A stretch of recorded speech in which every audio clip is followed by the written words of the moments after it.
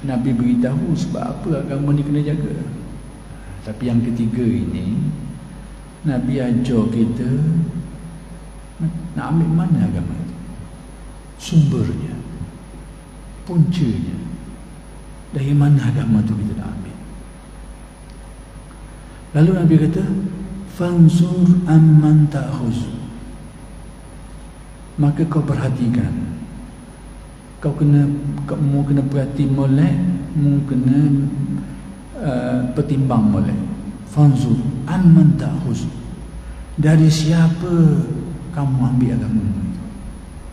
Jadi sumber agama itu penting.